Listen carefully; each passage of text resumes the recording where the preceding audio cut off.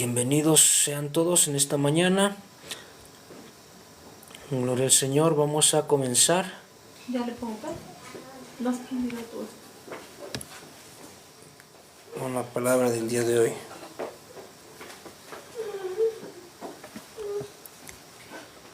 Listo.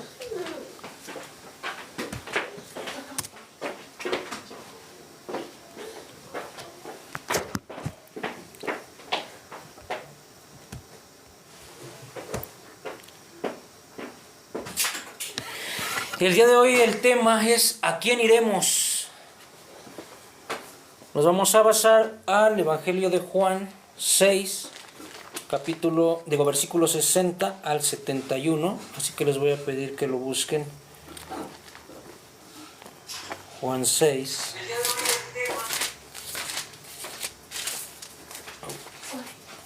Ya con este tema ahora sí terminamos ya el capítulo 6.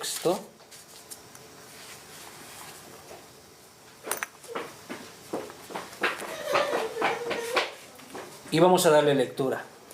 Dice la palabra de Dios en nombre del Padre, del Hijo y del Espíritu Santo. Amén. Al oírlas muchos de sus discípulos dijeron: dura es esta palabra, ¿quién la puede oír?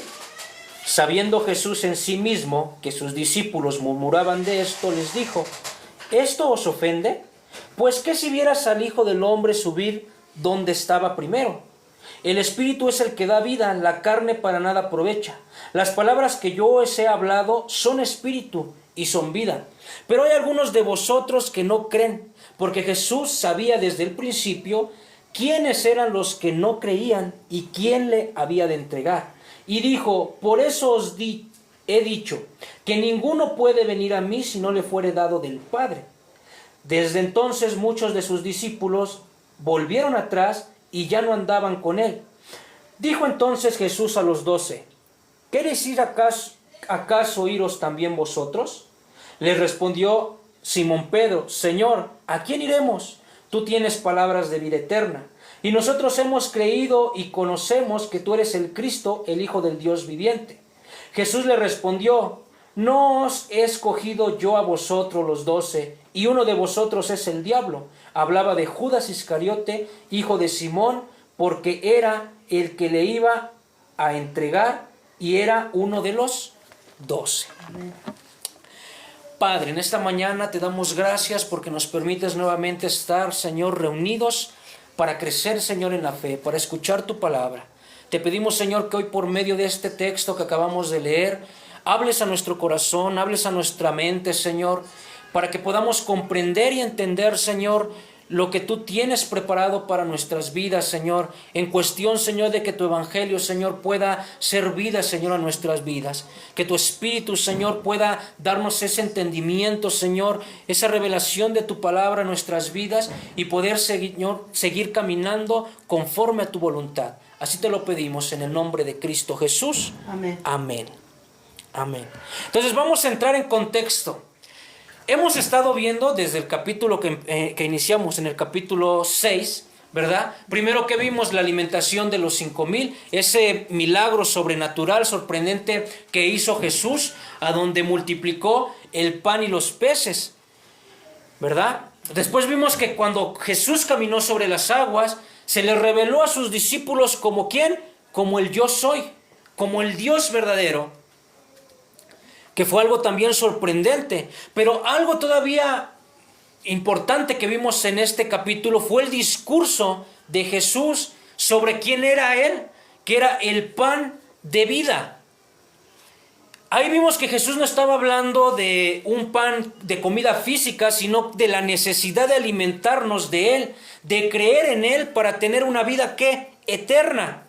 Así que este discurso no ha sido fácil para muchos, porque vimos desde las semanas pasadas que muchos entraron en conflicto cuando escucharon este discurso de Jesús.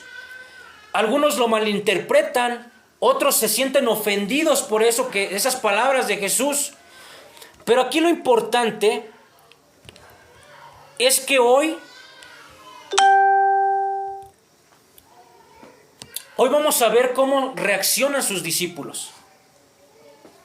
Y vamos a hacernos una pregunta en esta mañana. ¿Alguna vez te has sentido confundido o te has sentido desanimado por una enseñanza de la Biblia? ¿O alguna vez te ha pasado que te sientas desanimado o que sea difícil de entender las palabras de Jesús en tu vida?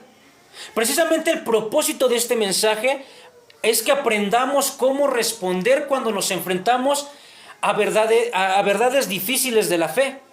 Veremos la reacción de los discípulos, la pregunta crucial también que hace Jesús y la respuesta de la fe que tuvo en ese momento Pedro.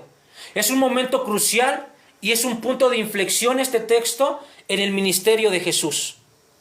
Eso es lo que vamos a aprender el día de hoy a través de Juan 6, del versículo 60 al 71.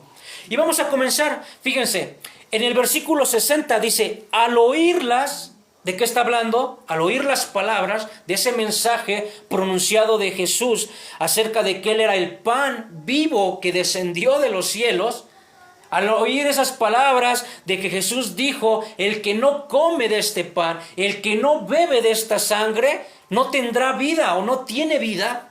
Al oír, por eso dice aquí en el 60, al oírlas, muchos de sus discípulos dijeron, dura es esta palabra, ¿quién la puede oír? Nótese aquí algo importante, porque en los versículos pasados decían, los judíos murmuraban, ¿sí o no? Pero aquí está diciendo, muchos de sus discípulos. Nótese la importancia, yo les explicaba, que dentro de cuando Juan, el evangelista Juan, engloba a los judíos, quiere decir que hay diferentes grupos. Ahí había fariseos, pero dentro de esos fariseos también habían personas que seguían a Jesús. Habían unos que los seguían, ¿por qué? Por los milagros, como aquellos que se le acercaron y nos dijeron, pues danos de ese pan diario, ¿verdad? Queremos ese milagro diariamente, o queremos ver esas sanidades diariamente. Entonces hay unas personas que lo seguían, vamos a ponerlo así, porque eran fan de Jesús, porque lo consideraban quizá un profeta, porque veían que Él les podía dar alimento físico, porque veían que Él les podía dar una sanidad en el momento. Esas eran personas fanáticas que estaban también siguiendo a Jesús, aparte de las personas judías, ¿verdad? De los que no creían verdaderamente en Él. Y también vemos que hay un grupo de discípulos. Ya habían personas que sí estaban siguiendo a Jesús por escuchar su mensaje y porque quizá le consideraban, ya quizá no todos el Mesías, pero sí le consideraban un profeta. Recuérdense que cuando Él hace el milagro de los panes, de la multiplicación de pan y peces, muchos que dijeron, este verdaderamente es el profeta. Habían unos que le estaban siguiendo porque consideraban que Jesús era un profeta más del pueblo de Israel. Y habían otro grupo, ¿verdad?, que eran sus discípulos cercanos, los 12, los apóstoles. Ellos le seguían porque ellos ya le seguían y estaban comprometidos en ese momento con Él. Por eso aquí menciona, al oírlas muchos de sus discípulos, pero aquí hace un énfasis en decir a sus discípulos, muchos de sus discípulos. Ya no eran las demás personas, ya no eran nada más los fariseos, sino ya eran los discípulos directos de Jesús que decían, dura es esta palabra, ¿quién la puede oír? La palabra dura que se utiliza aquí del griego es escleros, que significa áspera, ofensiva o incómoda. Quiere decir que cuando ellos dicen dura es esta palabra, les ofende a los propios discípulos.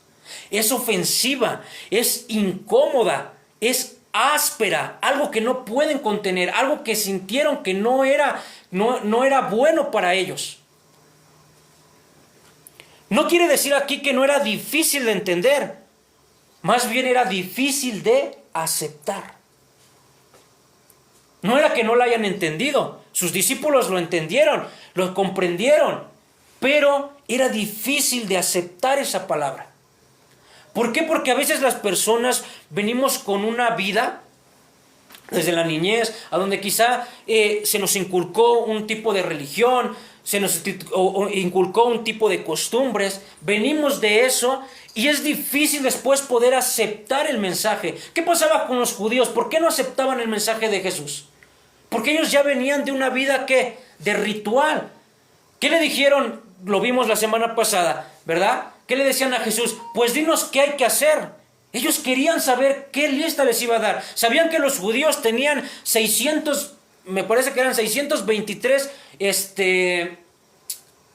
leyes que tenían que cumplir para estar bien delante de Dios. Dentro de esas leyes, ¿qué venían? O de esos mandamientos, ¿qué venía? Cómo vestirse, qué cosas podían comer y qué cosas no podían comer, qué rituales tenían que hacer, ¿verdad? Como esos rituales de purificación que tenían que hacer cuando estaban ante un muerto, cuando estaban en una boda, cuando iban a entrar al templo, cuando iban a ofrecer sus rituales. Venían de esa vida, de un sistema sacrificial. Entonces cuando ellos escuchaban esas palabras, ese evangelio de Jesús, era como lo dice aquí, dura, era una palabra áspera, era una palabra que les ofendía porque ellos estaban acostumbrados. Era como sacarte de tu vida que tienes por años vivida y de repente decir, ven, este es el evangelio. Entonces para muchos lo entendían las palabras de Jesús, pero decía, era difícil de aceptar para ellos. ¿Por qué? Es difícil de aceptar para una persona que no quiere verdaderamente seguir a Jesús. Para una persona que ya quiere seguir a Jesús va a ser más fácil, pero para una persona que todavía no sabe o no, más bien no quiere en su corazón hacerlo, va a ser difícil aceptar este tipo de evangelio, que es el evangelio de Jesucristo. Ahora, esto no significa que el mensaje de Jesús precisamente sea que incomprendible o lógicamente difícil, sino que por el contrario se refiere a que es ofensivo y es exigente, pero moralmente intolerable para aquellos que no están dispuestos a aceptar su radicalidad. Y lo hemos estado viendo en varios pasajes atrás, en varios mensajes, ¿verdad? No es que la gente no entienda el mensaje, no es que las personas no entiendan el mensaje del evangelio de Jesús, sino que no quieren muchas veces. Si les cuesta, les es difícil dejar una vida atrás, una vida que ya llevan.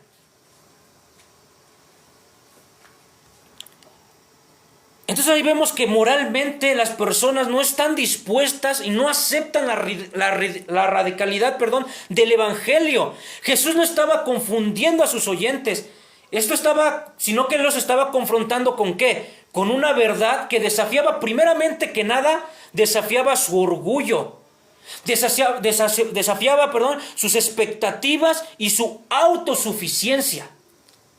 Porque el mensaje era duro. Porque exigía una fe total y una unión vital. ¿Con quién? Con Él. La cual era implicaba la renuncia y la confianza en su propia justicia. ¿Sí entendemos? Jesús al exponer este mensaje estaba ¿qué? Exponiendo el orgullo de las personas.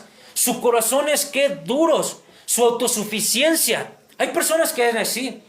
Si tú sales muchas veces a predicar a la calle y le llevas el evangelio a las personas, hay personas que te responden, bueno, pero yo no lo necesito, yo soy una buena persona, yo no hago cosas malas, vivo bien, tengo mi casa bien, tengo mi familia bien. Las personas creen que son autosuficientes, piensan que por tener una buena carrera, una buena profesión, tener una buena estabilidad económica, ¿verdad? Piensan que esas cosas son personas buenas y que no necesitan de Dios. ¿Ustedes creen que dentro de este grupo no habían personas que tenían esa mentalidad? ¿No habían personas que eran bien? ¿No habían personas que se creían rectas delante de las personas? Mas Jesús no estaba hablando de eso. No estaba diciendo, yo te considero a ti porque eres recto, ven a mí porque tú eres recto. Sino Jesús estaba hablando un evangelio que confrontaba precisamente eso. Que les estaba diciendo, no es lo que tú te creas de ti mismo, sino que necesitas de mí. Necesitas alimentarte de mí.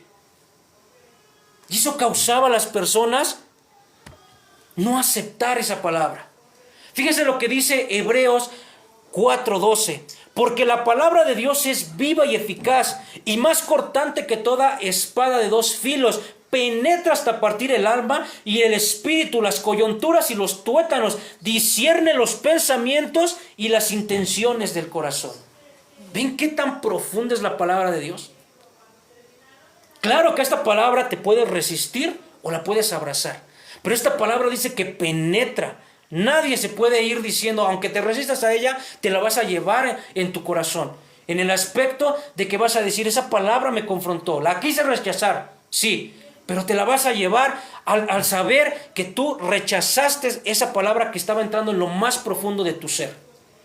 Porque ustedes creen que esas personas que estaban rechazando en ese momento, que decían, es dura para mí, ¿no les había entrado la palabra? Claro que les había entrado, les había profundizado, que les había hecho no aceptarla. No aceptarla porque no querían abandonar su vida. Fíjense, aquí comienza la crisis del discipulado. Eso es lo que estamos viendo aquí. Hay una crisis ya no con los judíos, no con ese grupo. Hay una crisis con los propios discípulos. Cuando el evangelio no halaga, sino que confronta. Por eso es bien fácil. Hoy vemos iglesias grandísimas, ¿verdad? Donde las personas les profetizan y les dicen que van a tener casas, que van a tener negocios, que van a tener camionetas, coches, autos, sanidad, prosperidad. ¡Wow! La gente está halagada, ¿sí o no? Porque ese es otro evangelio, no es el evangelio de la Biblia. Ese es un evangelio que las personas escuchan y dicen qué cosas tan bonitas, ¿verdad? Porque me dicen nada más Dios es amor, mira, no te importa, haz con tu vida lo que tú quieras. Eso es algo bien bonito, así cualquiera puede estar en esas iglesias, por eso están llenas. Yo les aseguro que el día que si llega a pasar que a ese predicador o a esos líderes que están en esa iglesia, Dios les toca el corazón y los hace predicar el verdadero evangelio, la mayoría de los asistentes a esas iglesias se van a salir, se van a ir. Porque Jesús no está haciendo un evangelio que halague al corazón. Fíjense en el 61, sabiendo Jesús en sí mismo que sus discípulos, murmuraban de esto, les dijo, ¿esto los ofende? Esa es la pregunta crucial de Jesús, ¿eh? ¿Esto les ofende? Sabía Jesús que algunos estaban murmurando. ¿Por qué? Porque sabemos, y lo vimos desde Juan, desde el capítulo 2 y en el 25, que Jesús conoce, ¿qué? El corazón. Porque Él es Dios. Él conoce los corazones y sabía que sus discípulos estaban ya murmurando de que esto que estaban diciendo, es que es dura esa palabra. Y les pregunta, ¿esto les ofende? Jesús no los confronta por no entender, porque ellos lo entendieron, les vuelvo a repetir, ellos entendieron el mensaje, sino por su ofensa moral. La ofensa los escandalizó.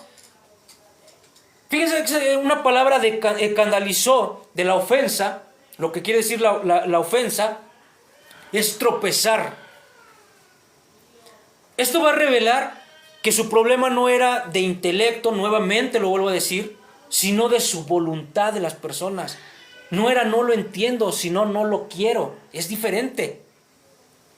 Los discípulos estaban eligiendo el rechazo en lugar de ¿qué? En lugar de Cristo, en lugar de la fe. Por voluntad propia, porque lo entendieron, mas no lo quisieron. Es diferente. Y fíjense lo que les voy a leer aquí en Isaías 8, del versículo 13 al 15. Se los voy a leer de la nueva versión para que sea un poquito más fácil de entender. Dice, yo soy el Dios Todopoderoso y es a mí a quien deben adorar y temer. De lo contrario seré para ustedes como una trampa en la que caerán todos los habitantes de Jerusalén. Seré como una piedra ¿de qué? Con la que tropezarán los dos reinos de Israel. ¿Qué dice aquí Jesús? Yo soy el Dios Todopoderoso, pero si no me adoran, si no me temen a mí, yo voy a venir a ser como una piedra que tropezarán ustedes. ¿En quién se cumple esto? Vamos a ver.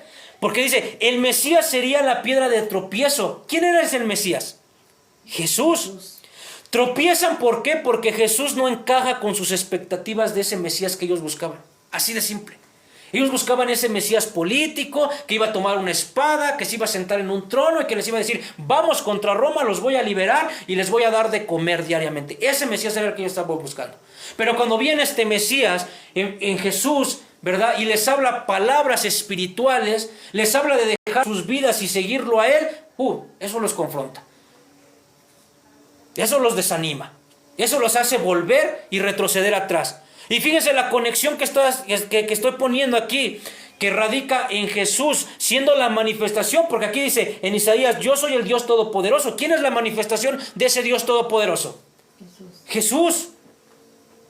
Jesús es la manifestación hecho carne de Dios. Cumple esta profecía. ¿Por qué? Porque su mensaje y su persona se convierten en una prueba de fe. Para aquellos que tienen un corazón humilde y receptivo, es la roca de la salvación. Así lo dice Primera de Pedro 2, 6 al 8. Aquí es algo bien interesante. ¿Qué quiere decir esto? Para los que creen en Jesús, para aquellos que tienen un corazón ya humilde y un corazón receptivo a su palabra, ese mensaje como el que hizo Jesús cuando dijo yo soy el pan de vida, es un deleite. ¿Sí o no? Tú escuchas y dices Jesús diciendo yo soy el pan que bajó del cielo. Vengan y coman de mí, beban mi sangre, porque con eso van a tener vida. Si tú crees en Jesús, es un deleite escuchar eso. Dices gloria al Señor, aleluya, bendito seas Dios. Pero para una persona orgullosa, con un corazón de piedra, una persona que no quiere dejar su religiosidad, una persona que no quiere dejar su vida carnal, ese mensaje es una piedra de tropiezo para su vida. Ese mensaje lo único que va a causar en él es rechazar a Jesús. Entonces podemos ver que esto de Isaías 8, 13 al 15 vino a cumplirse ¿en quién? En Jesús. Para algunos es la roca de la salvación. Gloria al Señor, escucho tu palabra y me deleito en ella. Pero para otros es la piedra de tropiezo. Me alejo, no quiero, me cierro.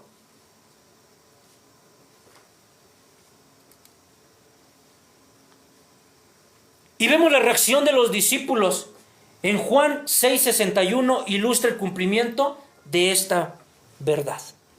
¿Cuál es la reacción de los discípulos? Fíjense, en el versículo 62. Pues qué si vieres al Hijo del Hombre subir a donde estaba primero. Fíjense qué respuesta les hace Jesús.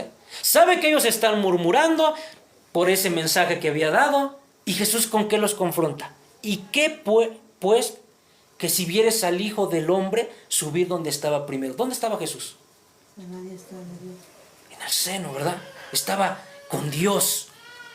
Aquí primeramente que nada Jesús está anunciando ya proféticamente que su ascensión al cielo. Como lo puedes ver, si luego lo quieres leer, en el libro de los Hechos, capítulo 1, del versículo 9 al 11. Pero Jesús responde a la incredulidad de sus discípulos con una pregunta retórica.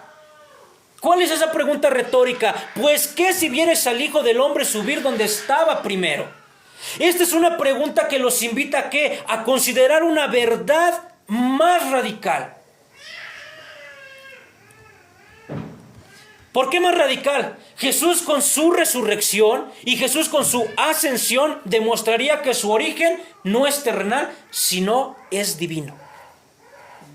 Por eso los está confrontando. ¿Y qué si me vieras subir nuevamente? Ahorita te estás diciendo que es dura, quizá no estás creyendo del todo que yo vengo de parte de Dios. Pero si me vieras subir nuevamente con Él, ¿ahora qué vas a decir? ¿Ahora cuál va a ser tu argumento? Que sea Dios. ¿Verdad? Su ascensión al cielo validaría su afirmación de ser el pan de vida. ¿Que desciende de dónde? De arriba.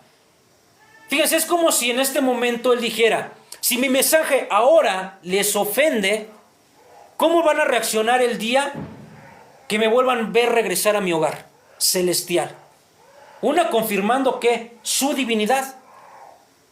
Porque es una forma de confrontarlos con la magnitud de quién es Él realmente y lo que su mensaje implica. ¿Recuerda cuando dijeron ellos, ¿qué no es este el hijo de José y de María? Y aquí les está diciendo, ¿y si me ven? Que sí regreso con mi Padre Celestial. Entonces, ¿qué van a decir? ¿Verdad? Ese es el momento. Aquí Jesús muestra que la cruz primeramente y la gloria de Él son algo inseparable. Sin cruz no hubiera estado la gloria de Jesús. Era necesario pasar por la cruz para que Jesús pueda haberse manifestado ¿qué? En gloria. Por eso cuando Él decía, el que no come y el que no bebe de mi sangre es hacernos nosotros junto con la cruz de Él.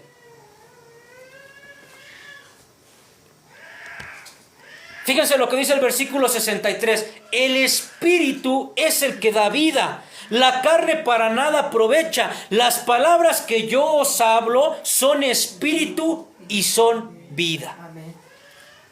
Carne. Aquí está diciendo Jesús, la carne para nada. ¿Por qué les menciona esto Jesús? Hemos visto en otros mensajes anteriores que la carne representa ¿qué? Puede representar esfuerzos humanos. Lo que tú consideras, lo que tú piensas que puedes hacer para considerarte bien delante de Dios o que puedas considerarte bien a tener una salvación. Eso puede ser en una cosa, una religiosidad vacía, precisamente. Porque como lo vimos en el Antiguo Testamento, los judíos por más y más y más que mataban animales y ofrendían holocaustos delante de Dios, siempre venían. ¿Por qué? Porque no había una salvación genuina en su vida.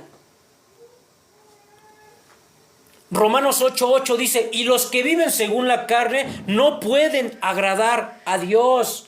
Porque recuérdense que la carne representa la naturaleza caída de la humanidad.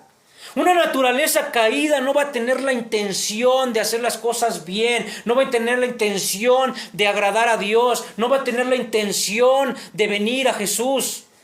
Una naturaleza caída es carne, y la carne, lo hemos visto, es muerte. La carne representa una persona que está en la carne, está bajo la ira de Dios.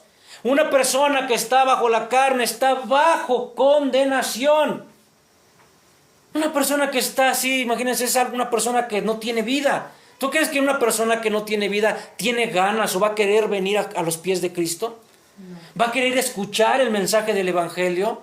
No puede, porque está caída, representa esa naturaleza, esa incapacidad para comprender o para alcanzar la verdad espiritual por sí misma.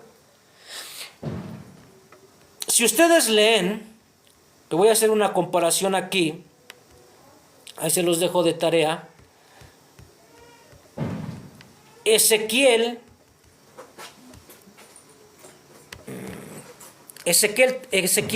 37.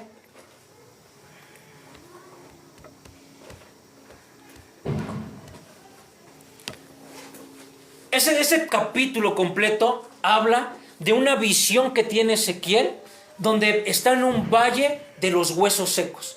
Dice que en esa visión él ve que está un valle y hay muchos huesos, pero esos huesos están inertes, esos huesos están sin vida, son simplemente huesos. ¿Qué pasa? Que aquí le dice Dios al profeta que profetice sobre ellos, dice, profetiza sobre esos huesos. Y a medida que Ezequiel habla, los huesos se comienzan a unir. Les empiezan a crecer tendones, les empieza a crecer carne y piel. Pero aún ya después de convertirse como en un cuerpo humano, siguen sin vida. Entonces luego Dios le ordena profetizar al espíritu, que el espíritu es el aliento. En hebreo se pronuncia ruach, ¿verdad? El ruach, que es el aliento de vida, el espíritu de vida. Dice, para que entre en los cuerpos. Cuando el espíritu entra en los huesos es cuando comienzan a cobrar vida.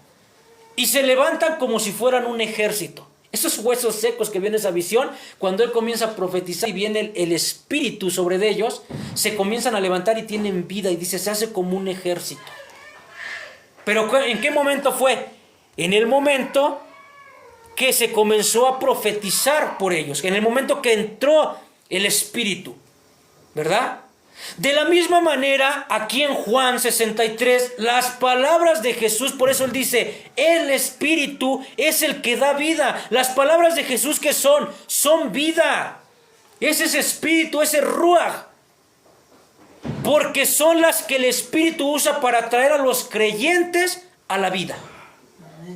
La obra de la regeneración, para que una persona tenga regeneración, ambos pasajes ilustran la obra de la regeneración espiritual. ¿Por qué? Así como el Espíritu dio vida a esos huesos secos, el mismo Espíritu da vida a los corazones espiritualmente muertos. La fe viene por el oír, dice la palabra, por el oír la palabra de Dios. La palabra de Dios da vida a los corazones. ¿Por quién? Por medio del Espíritu Santo. y por medio de Dios. Por eso, si ustedes recuerdan, cuando estudiamos lo de Nicodemo, que Jesús le dijo, de cierto te digo, que el que no naciere de nuevo, habla de una regeneración en la persona, no naciere de nuevo, no verá el reino de Dios. Y después, más adelante, vimos que decía que eso viene como si fuera un viento que viene del norte, que viene del sur, que no sabes de dónde viene, porque eso es el Espíritu. El Espíritu es el que da vida a las personas muertas en su carne, muertas en su ¿qué? En su humanidad caída. Por eso es necesario que cuando tú quieres que una persona se acerque a Dios, ores por la persona. Porque tú, por mucho que le hables la palabra, tú por mucho que te esfuerces en hacer que esa persona cambie, no lo va a hacer si esa persona no lo quiere hacer. El único que le puede dar vida a esa persona y hacer cambiar su mentalidad y el corazón de esa persona es Dios mismo. ¿Por medio de quién? De su Espíritu Santo.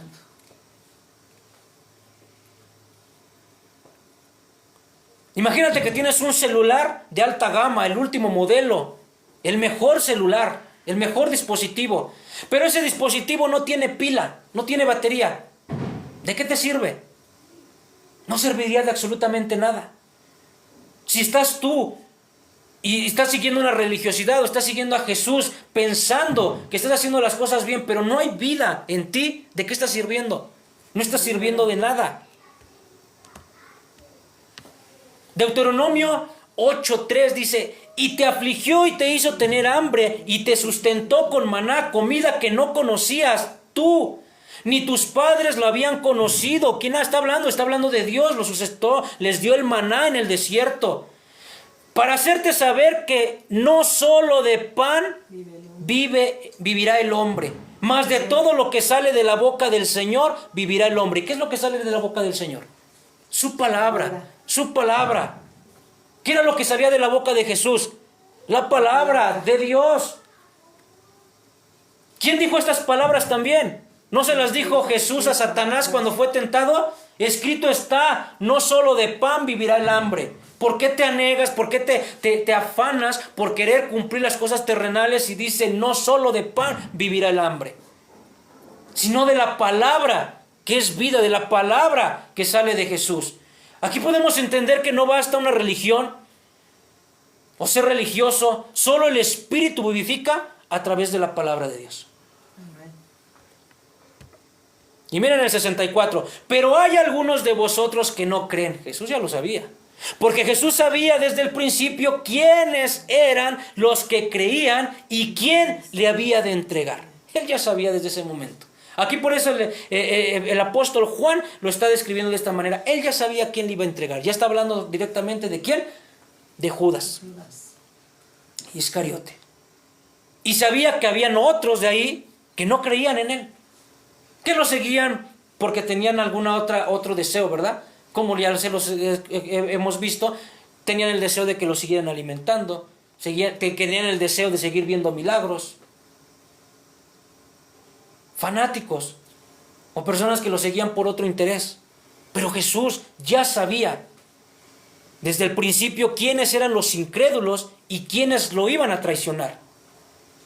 Si tú después lees, por ejemplo, el Salmo 41, versículo 9, ahí ya profetizan, ¿verdad?, de lo que son la traición. Ahora estamos viendo también aquí la omnisciencia de Jesús, porque la frase de Jesús sabía desde el principio, se requiere que un conocimiento anticipado. Ese conocimiento anticipado, ¿quién lo tiene nada más? Jesús.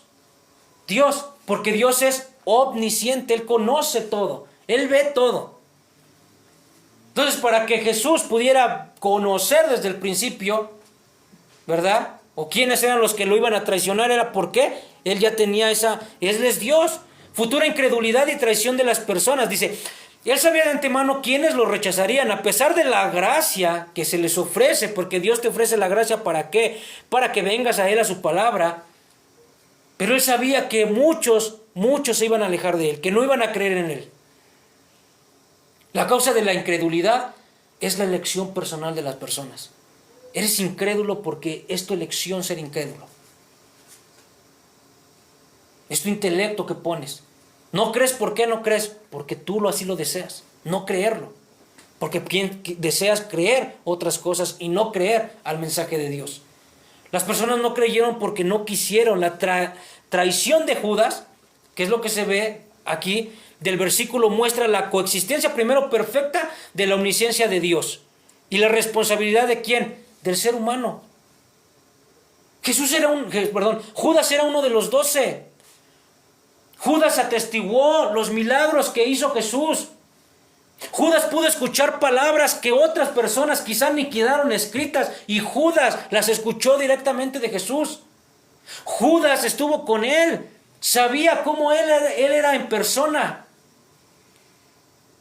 Aún también por las manos de Judas, bueno, por Dios, ¿verdad? Pero a través de Judas hubo milagros. Y más bien, en cambio, ¿cuál fue la decisión de Judas? Traicionarlo, no creer. Aquí vemos entonces que la incredulidad no sorprende a Jesús, pero sí revela algo, que la falsedad del discipulado superficial.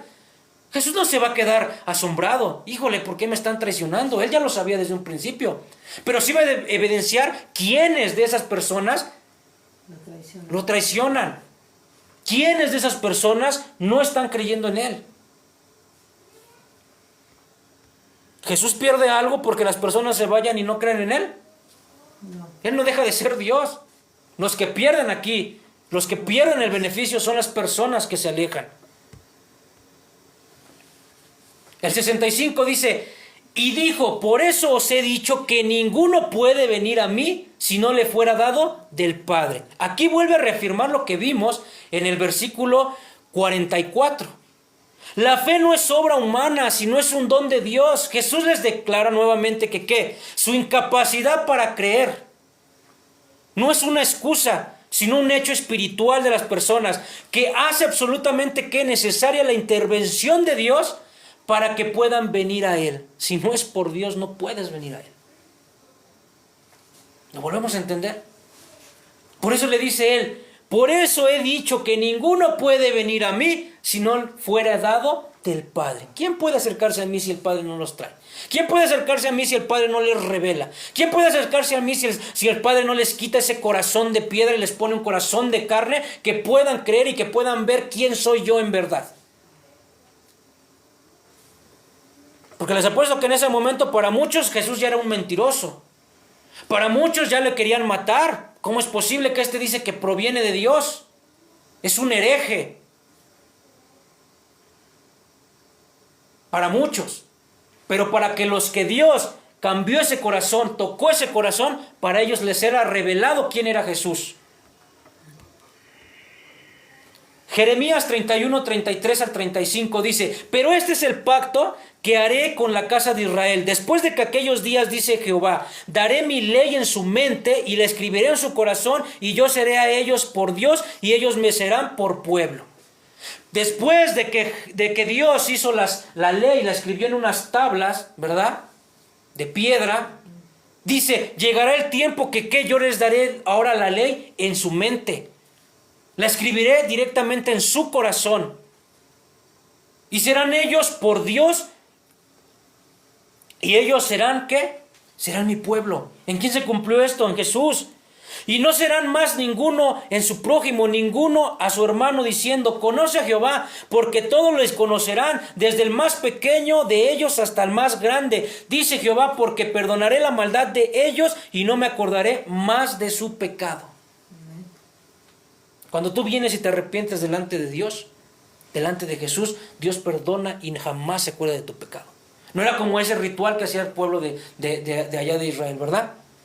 Que ellos tenían que ya hoy me perdonaste, fui y maté un animal como holocausto, pero ¿qué crees? Que al año siguiente tengo que venir a matar otro porque tengo, y quizá muchas veces era hasta por el mismo pecado.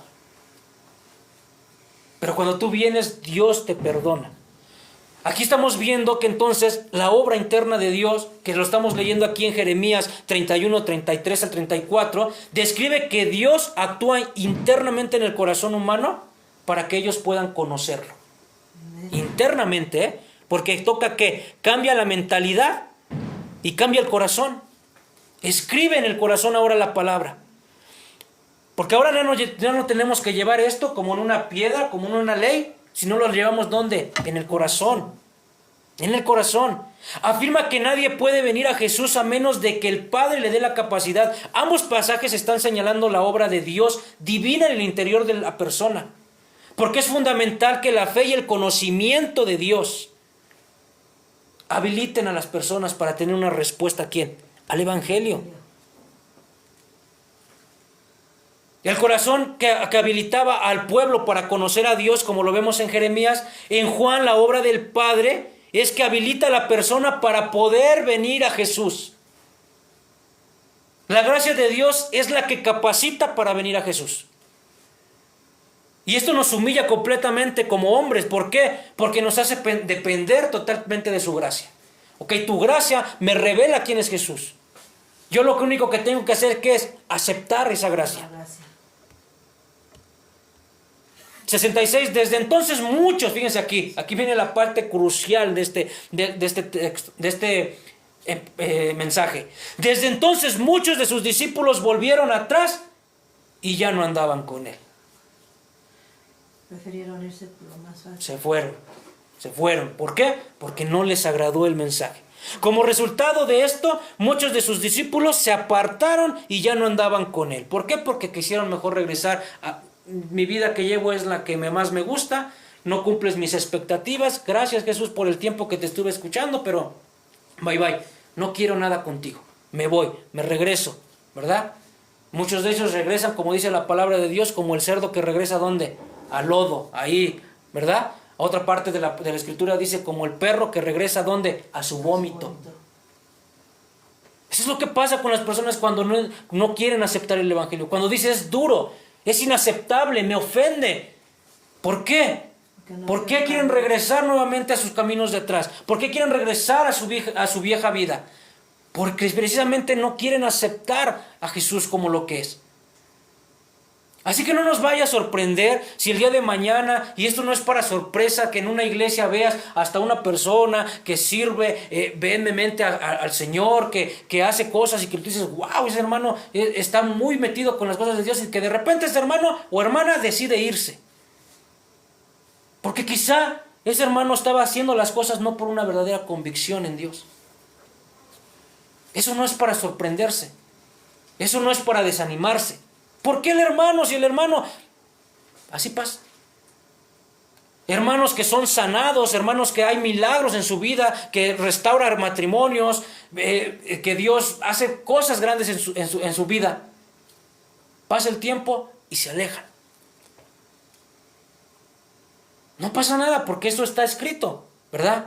Tenemos que orar como hermanos, a veces como carnales nos sentimos, ¿verdad? En la carne decir, híjole, ¿por qué se va el hermano? Y sentimos feo cuando de repente vemos al hermano que no solamente ya se alejó de la iglesia, sino que lo vemos que nuevamente está en su vida pasada. Que si ese hermano había salido del alcoholismo, de la drogadicción, lo vemos en la calle, drogado, alcoholizado, lo vemos peor que en un momento. Y se siente feo porque dices, yo en un momento servía en la iglesia, era una persona entregada, yo lo veía. Hasta lo tomaba como ejemplo.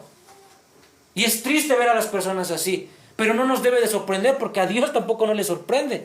Porque así es, Él conoce los corazones y sabe quiénes de las personas verdaderamente están siendo regeneradas, están siendo cambiadas a un propósito y quiénes solamente lo están siguiendo por otra expectativa personal de la persona. Decir, o sea, ya no es de que nosotros sirvamos a Dios, sino que Dios me está sirviendo en este momento. ¿Por qué? Porque en este momento Dios me está sirviendo de esta manera. Y eso no es lo correcto. Fíjense en el 67, dijo entonces Jesús a los 12, ¿quieres acaso iros? Fíjense la respuesta de Jesús, ¿quieres a los 12? Ya no se los dijo a todos los discípulos, se los dijo directamente a los 12, a los más cercanos a Él. ¿Quieres acaso entonces también irse vosotros?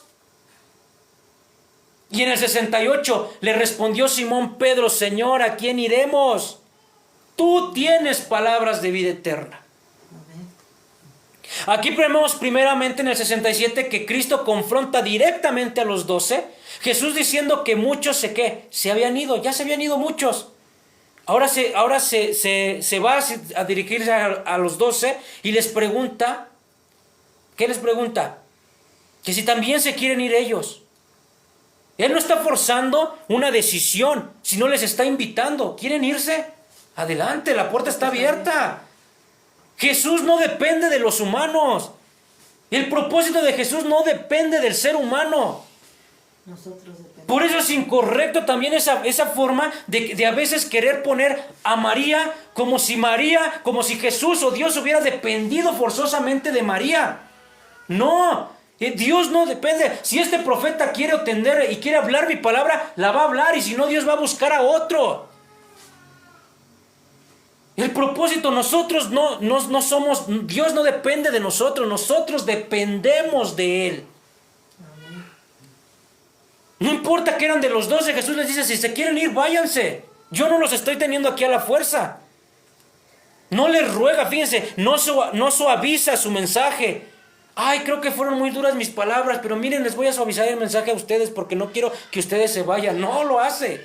Al contrario de suavizarlo, les permite ejercer su libertad de decir, ¿se quieren ir? Váyanse. ¿Quieren regresar allá donde estaban? A ver, Pedro, ¿quieres regresar ahí a aventar tu red a ver qué pescas? ¿Quieres regresar ahí a andar en el vulgo como te comportabas? Regrésate. Dios no obliga, sino que da ¿qué? La oportunidad de elegir. Ahora en el 68 dice, le respondió Simón Pedro, Señor, ¿a quién iremos? Tú tienes palabras de vida eterna. Y fíjense que aquí Pedro está respondiendo no solamente por él, porque dice, iremos, está respondiendo por los otros. Él está respondiendo por los otros 11 y él 12, ¿verdad? Entonces aquí vemos que Pedro reconoce que, aunque el mensaje es difícil, porque sí lo reconoce, porque sí les causó algo en el corazón en el momento, la alternativa ¿qué? Es la perdición. ¿Para qué me voy a ir si yo sé que allá está la condenación? ¿Qué otra alternativa tengo? ¿Te dejo de seguir a ti, Jesús? ¿Y qué otra alternativa tengo? ¿Irme a condenar nuevamente? Por eso dice, ¿a quién? Si solamente tú, Jesús, tienes la palabra de vida. Su fe no es un mero conocimiento intelectual, sino es una dependencia total de Jesús como la única fuente de vida, está diciendo. No solamente es el conocimiento que tiene en ese momento Pedro, sino que sabe que es la única fuente.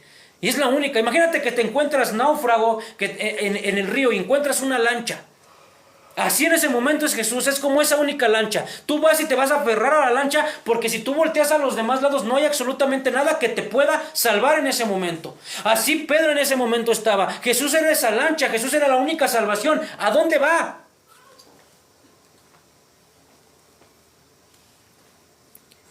Y para hacer un paralelismo con lo que vemos también en Mateo 16, de esta misma declaración de Pedro, porque ahí Pedro dice, tú eres el Cristo, el Hijo del Dios viviente.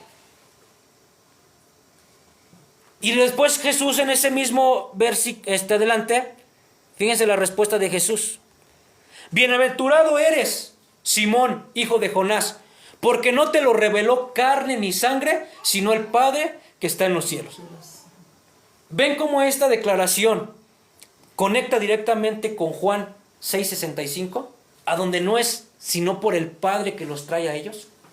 Por eso Jesús le responde a Pedro, bien lo has dicho, ¿verdad? Bienaventurado, pero esto no te lo reveló carne ni sangre, no es un conocimiento que tú tengas, esto te lo está revelando directamente Dios. Fue cuando le habló Dios a Pedro. Exactamente. Aquí por eso estamos viendo que también le está diciendo Pedro, ¿a quién iremos?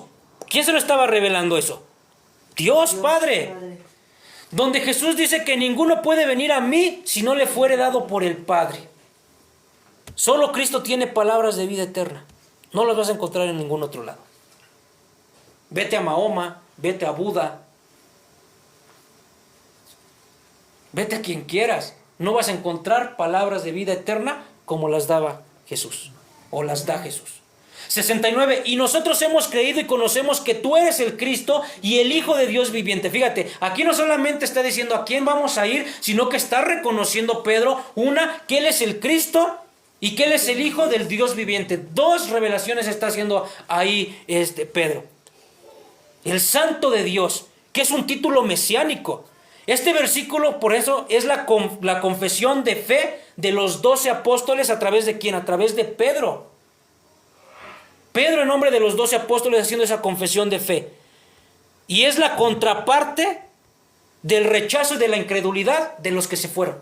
Porque esa diferencia de los que se fueron, de los que no soportaron el mensaje del Evangelio, estos es la contraparte. Porque ellos no solamente reconocieron, aceptaron el mensaje, aunque era difícil, sino que está reconociendo que la naturaleza de Dios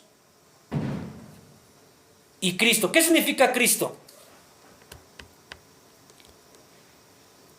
La palabra Cristo del hebreo, del griego es Christos, que en hebreo es traducido a Mashiach, el Mesías. Entonces Cristo significa es el Mesías. Entonces aquí Pedro está diciendo, nosotros hemos creído y conocemos que tú eres primero el Mesías, el Cristo. Están reconociendo que Él es el Mesías, el que había de venir, ese que estaba el pueblo de Israel esperando.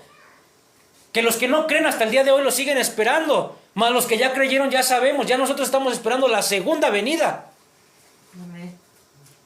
Y la otra confesión que está haciendo Pedro es el Hijo de Dios viviente. ¿Qué quiere decir eso? Que está reconociendo que viene de la naturaleza de Dios. En ese momento, quizá Pedro por eso le dice, bienaventurado, ¿verdad? Cuando le dicen en la otra confesión con Mateo 16, ¿por qué? Porque no te lo reveló carne ni sangre, sino el Dios Padre. Porque en ese momento, fíjense, las palabras de Pedro es, tú eres el Cristo y tú eres el Hijo del Dios viviente, con una convicción. Pero ¿qué pasó? No del todo, no del todo. Porque esa convicción, esto se afianzó hasta el día que lo vieron resucitar y ascender a los cielos. Porque después causó incredulidad también, ¿verdad? Pedro no solo declara su creencia, sino que también afirma que le han conocido. Lo que implica una verdad que ha sido revelada y experimentada en sus vidas. No solamente en revelación, sino han experimentado algo profundamente con Él. Y aquí puede también hacerse contraparte, donde pues si vieras que el Hijo del Hombre ha de subir a donde estaba, ¿qué? Primero, lo que vimos en el versículo 62. Porque la fe verdadera es igual a conocer quién es Cristo, que es el Mesías, no solo a conocer qué hace Cristo, ¿verdad? Sino a reconocer verdaderamente quién eres. Te sigo a ti, Jesús, por quién eres, no por lo que haces o puedas hacer conmigo, por quién eres. Esa es la diferencia de un creyente a un discípulo verdadero. Confesar a Cristo como el Santo de Dios es la esencia del discipulado. ¿Quieres ser verdaderamente un discípulo de Él? Tienes que reconocer que Él es el Hijo de Dios, el Mesías, el Cristo, el Hijo, Dios mismo. El versículo 70.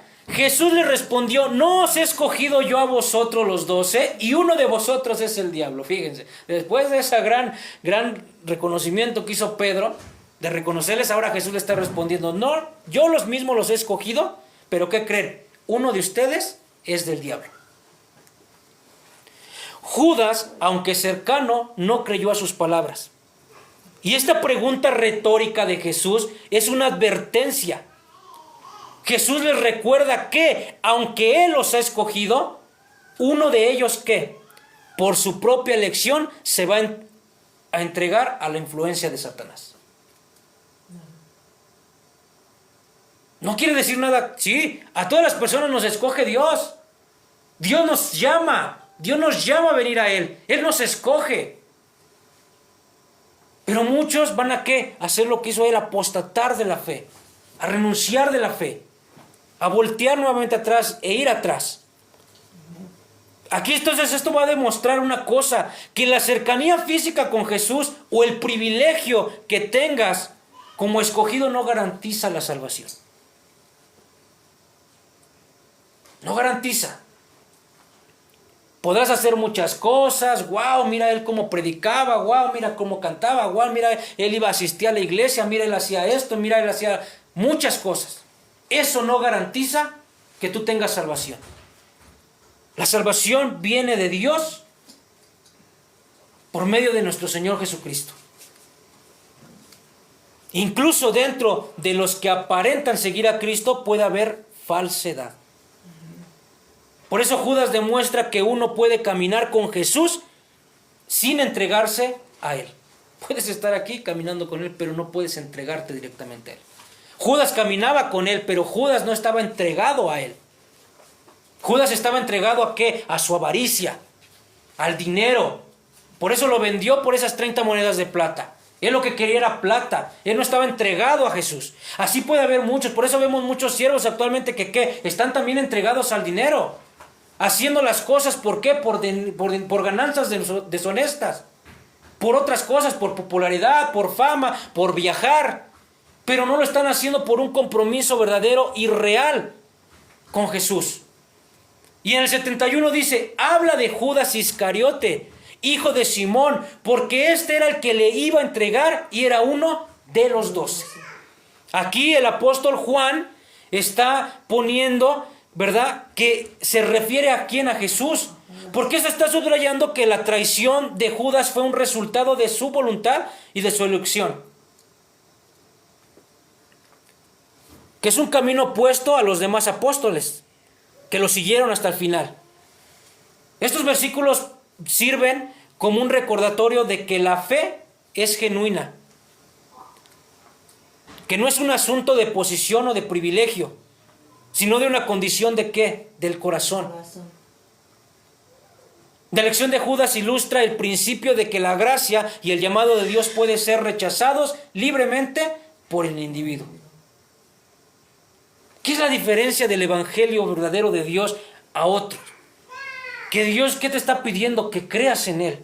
Al creer en Él, que genuinamente tu vida está siendo regenerada, está siendo cambiando. Tus obras van a ser fruto de una vida de regenerada, de una vida de transformación, de caminar en fe en Dios.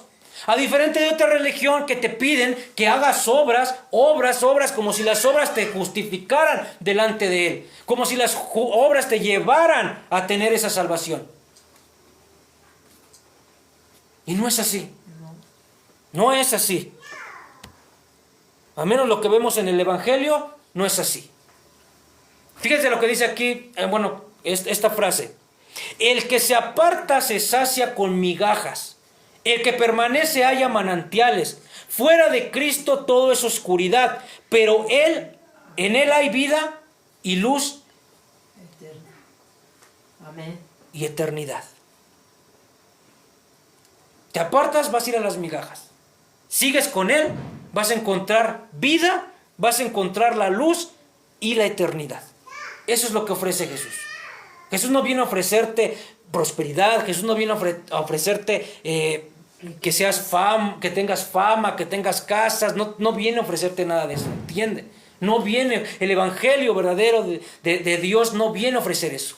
Viene a ofrecerte una vida plena, una vida santa, De paz, ¿sí? tranquilidad. Y viene a ofrecerte luz y una vida eterna, que es la más importante que deberíamos de como ese salvavidas aferrarnos a Él. Porque el juego está nuestra vida eterna. Esta vida es un abrir y cerrar de ojos, dice la Escritura. Pero la vida eterna es para siempre. La pregunta de Jesús en el versículo 67 sigue resonando hoy en este lugar. Y en este día y en este momento. ¿Quieres acaso iros tú también? No podemos escapar de esta pregunta. A lo largo de la vida se nos presentan continuamente. Tal vez no te ofendes por el pan o por el vino. Tal vez tu ofensa es la moralidad bíblica. Es el perdón de los enemigos. Perdonar a otras personas. Es el llamado a renunciar a tu vida para encontrarla. Renuncias a tu vida y es como encuentras tu vida verdadera, el significado, el propósito de la vida. La dureza de la palabra puede ser diferente para cada uno, pero el punto es el mismo. ¿Cuál es el punto? ¿Estás dispuesto a aceptar a Jesús tal como es? ¿O prefieres que uno se ajuste a tus propias ideas? Aceptar a Jesús como es el Evangelio. Pero si lo quieres aceptar conforme a tus propias ideas, es tú hacerte un Dios, hacerte un Jesús que no es el del Evangelio. No te engañes, porque eso es autoengañarte. Puedes tener una Biblia, ir a la iglesia y saber hasta la historia de memoria, pero si tu corazón no se ha rendido por completo a Él, sigues en el mismo camino de los que se fueron Y seguirá. en aquel día.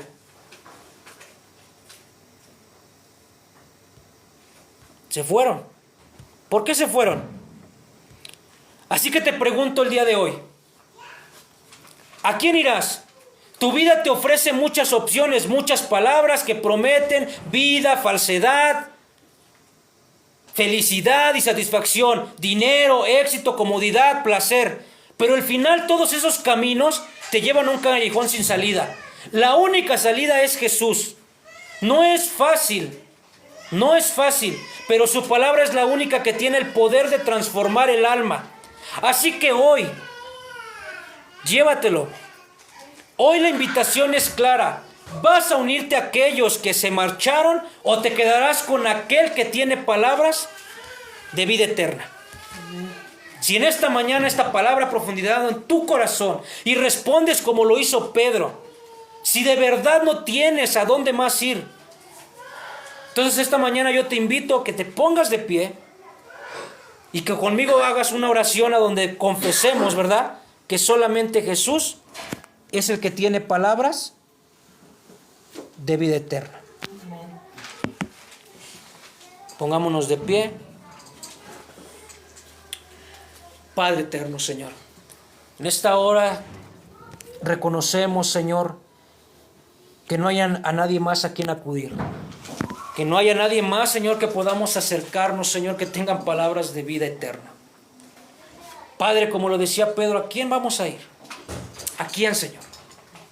¿A quién nos podemos acercar que nos puedan dar esa oportunidad de tener una vida de salvación, una vida buena, Señor? Una vida, Padre eterno, Señor, conforme a tu voluntad. Una vida, Señor, que tenga salvación eterna. ¿A quién podemos acudir, Padre? ¿Regresar a nuestro pasado? ¿Regresar a nuestro vómito? ¿Regresar al lodo, Padre eterno? No es una opción. Te pedimos, Padre eterno, Señor, que hagas como dice tu palabra. Pongas ese corazón de carne en nuestras vidas. Ese corazón, Señor, que nos ilumina. Ese corazón que nos representa, que nos dice quién es Jesús en toda su magnitud, en toda su gloria. Que podamos seguir a Jesús por quién es Jesús, el Hijo del Dios viviente, Rey de reyes y Señor de señores. Que no haya una religiosidad vacía en nuestro corazón. Padre, perdónanos. Perdónanos si en nuestro momento ha habido un momento de caer, Señor, ha habido un momento de incredulidad, ha habido un momento, Señor, de decir y creer, Señor, está bien lo que estoy creyendo, está bien, Señor, de venir, Señor, a ti. Perdónanos si en momentos hemos deseado más el pecado, Señor, que venir delante de tus pies. Hoy volvemos a confesarlo, Señor. Hoy volvemos a declararlo como lo hizo Pedro. ¿A quién iremos? ¿A quién? Si solamente tú, Jesús, tienes palabras de vida eterna. Amén. En el nombre de Cristo Jesús. Amén. Amén. Amén. Dios les bendiga.